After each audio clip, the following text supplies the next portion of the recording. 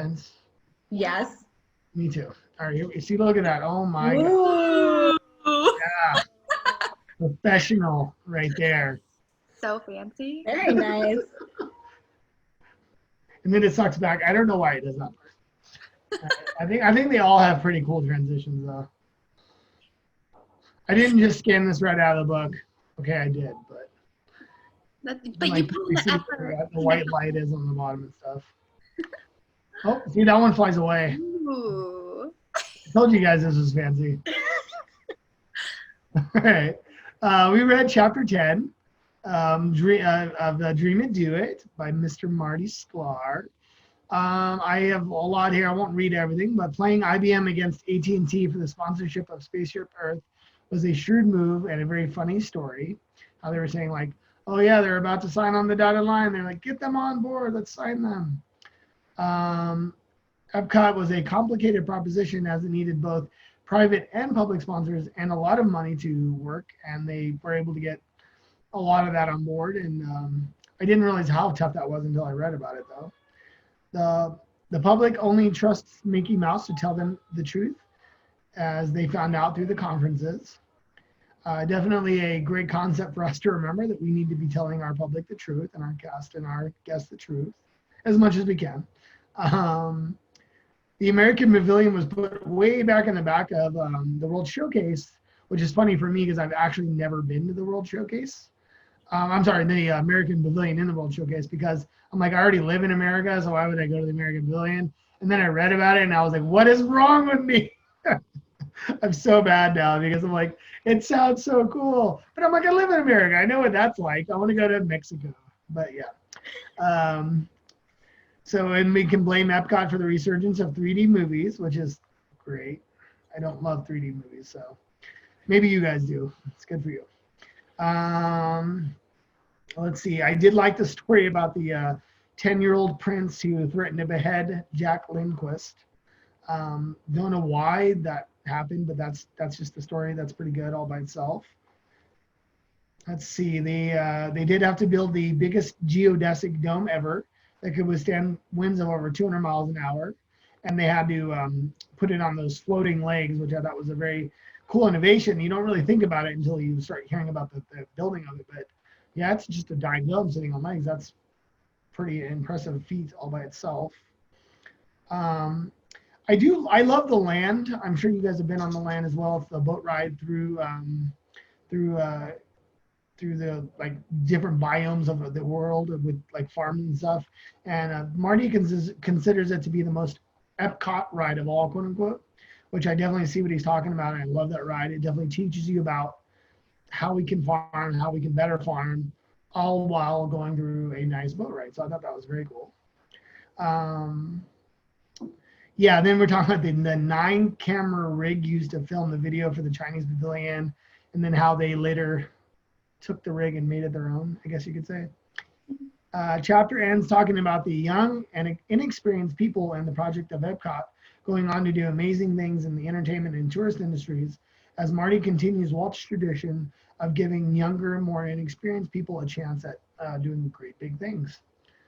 So there's a lot I didn't share, but my God, there's a lot in this chapter. We can just start with. We'll start with you, Jenna. What do you think? What did you get from it? I think your recap hit on some of the points that I found, but I did like out of this one. I feel like Marty showed a few times, even though he didn't say it in the book, he was really encompassing something I think Walt would have done. So I was actually surprised with that, of how much I don't even think he recognized how much like Walt he was in. Like there's this like the spot with when he's talking about the bees, is like, like what are you can't have bees, they're gonna be around guests. And he goes, well, like how are you gonna pollinate the flowers? He goes, figure it out. Like I think that was something that's very Walter, like when he was talking about one of the rides, he said, like don't talk to me until it's done. Like it was direct and it was straightforward, but I do feel like that, like there was never an option of it's impossible. Like he was really embodying Walt by saying like, just get it done. Like we don't care how you do it, but it's gonna happen. Like because this is how we want it to go. So I enjoyed that out of the book. Epcot is my absolute hardcore favorite park out of everything at Disney. I absolutely love Epcot. I love the World Showcase. I think it's such a cool concept. So I just enjoyed reading more detail about it than I have before. Yeah, when you said that, it reminded me of just right now. It reminded me of when I think somebody said, "Well, it's going to be it's going to have to be dirty on the outside." The Haunted Mansion says, "No, no, no. We'll take care of the outside. And we'll let the ghosts take care of the inside." It's kind of Yeah. it was Walt thinking. That's very interesting. Very cool observation. Yeah, Epcot is. Hopefully you've been, Jessica, right? I've been to Walt Disney World 3 times. The first time we only did the Magic Kingdom park because we were there for a day. And then the second time we tried to park hop. So we were only there for 3 days. So that was kind of a nightmare. And I was just there in February and I actually got to enjoy it. But yeah, I haven't been on the Land Pavilion ride because we weren't there for very long. And we did the showcase, which was amazing. Like, I love that. And we walked like all the way around multiple times. But yeah, we're going back for my birthday in January. So I'll get They're putting a new Brazil in, right? They are? Is Brazil? Well, they're putting it, but I don't know if the construction is done then. Well, I don't think it's done. I think they're but for the first time in years, decades maybe, that they're putting a new pavilion, right? Interesting. I think so, yeah. I knew they were opening. They announced a bunch of changes at D23 that they're doing at Epcot. And granted, as much as I love the park, I really just love the World Showcase. The first part of it, I do think needed some. I mean, seeing the manatees and stuff are really cool from the like there's some really cool stuff at the beginning, but I do think it needed some refreshment. Yeah. Well, even the land which you've never been on is a little outdated. It's got really old animatronics and stuff, but you know. Yeah, I'm excited to go back and go on the land. I wanted to do like that Seeds tour because for cast members it's like $20, I think. It's really inexpensive, maybe less than that. And you get to do the like walking back stage and try some of the food and stuff. So I wanted to do that. So maybe I'll do it this time. I always end up going during Food and Wine. It's never on purpose. It seems to always happen that way. But yeah, so that's really why I like it. It's the Food and Wine Festival. Like, I just think it's. So I've never been during Food and Wine. How big is it compared to our little DCA experience? Oh, you can't even compare the two. No. I mean, it's the entire World Showcase. It has something. So like you go around and then, but you're getting a lot more of the cultural food because of these restaurants that make the food from that country. So it's, I enjoy that. But the only thing that I'd say I wish they did differently because Taste of Chicago is always a big thing that we did in Chicago. I don't know if either one of you have heard of that.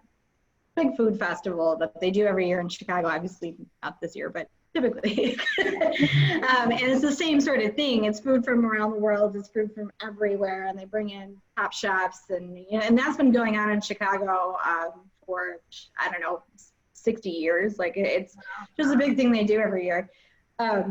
So it reminds me of that. But Taste of Chicago, and different vendors from around the world sign up every year. So you don't know who's going to be there. There's a few staples that you always know are going to show up. But then it's different restaurants that you've never heard of before. So you get a cool sampling of what's new. And Epcot does the same thing every year. Just the same vendors, it's the same. So it's good, but once you've experienced it, and I would absolutely experience it over and over again, but I think it'd be cool if they brought in new vendors and different people. When I went, I don't think it was a Food and Wine Festival, but they had a food festival-esque thing because they had all the booths. But I don't think it was Food and Wine because it was the garden time. Like they had all these cool garden sculptures everywhere, and they had food with it. I don't know, but it was really cool because they did have all those booths, and you get to try different foods from different places, and it was awesome. Yeah, they have an art thing too. They do all kinds of festivals. Yeah. Oh, that's what it was. It was the arts festival because they brought in Broadway singers, and so you got to see Broadway singers sing these famous songs, and it was awesome. Oh, that's cool. Yeah. Well, what did you think, Jess? I love how Marty gives so much credit to people. Sometimes I'm reading all of these names, I'm like, oh my gosh, this is so much information. But it's really cool that he really nods to the people that he works with and shows off their work, because I feel like in the book he doesn't toot his own horn, so to speak. He kind of says the little things he does, but he was left behind to do so many projects. Like he was an integral part of everything, but it was just kind of like throwaway parts when he talks about himself. And then he talks about all these amazing designers and developers and architects, and it's just really cool to hear that side of the story and a different aspect. So I really like that about his books, or this book. And then for me, I really liked the end of chapter 10 when he was talking about how young people kind of founded the country. And the quote from Melanie Simon, I'm going to read it because I just really like it. One of the real miracles of Epcot is that so many young and experienced folks were given the opportunity and responsibility and learned by doing. Gaining the confidence to tackle impossible tasks and not be afraid of new things was life-changing. Sadly, I don't think young people get that kind of education nowadays.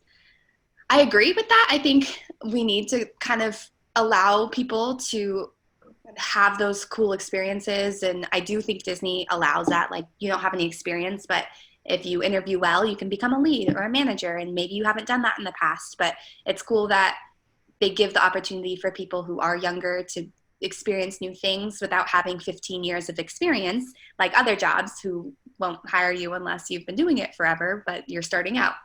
So I do like that aspect. And I don't know, that quote just always kind of hits me when I read it. That's kind of the cool part about Disney and how it was formed. Oh, and the sign, the sign of this week. I was going to do food because I thought that was a good one. So you kind of have like a flat O shape and you put it to your mouth. Food, you hit twice. That one's easy. I like that one. Yeah, food. And then we could just point. Yeah, no, I mean, obviously I think that Disney's one of those places where everywhere else is like, what school did you go to 8 years? And Disney's like, you know, we have a job. Would you like to do it? And I think that's a big difference. I mean, I think some of the higher ups probably have a lot of the degrees and all that, but us in the middle may not be as. And it's cool that Disney has Aspire because they're allowing cast members to get that education if they want in whatever. It doesn't have to relate to your role, which I think is super cool. And it can help you climb the ladder in Disney, or it can help you get a different job somewhere else, which I think is so cool. We didn't even talk about the trying to attract the sponsors, but that was a big portion of the chapter too. But there were some interesting stories about having 2 offices set up on either side of the coast, and I don't know. Yeah. I just can't imagine being flown in for a couple hours just to fly back home, like. Oh yeah, the helicopter story was pretty funny. You knew who was in power. Yeah, you're gonna push the flight back, right? And meet these guys there. Sounds good. All right, bye. I'm like, they're gonna land right next to the plane, and you're just gonna put them on the plane. Don't worry about security. It's fine. he said, I don't think that could happen in a post 9/11 world. I was like, yeah. Oh no, there's no way anybody could. Even Trump, I don't think, could call ahead and say, "Well, I'm gonna just land the helicopter next to the plane." That's the cool thing too, is that you get a perspective of the parks and kind of the times back then and how they did things, and it's really cool to see all of these different ways that they did things.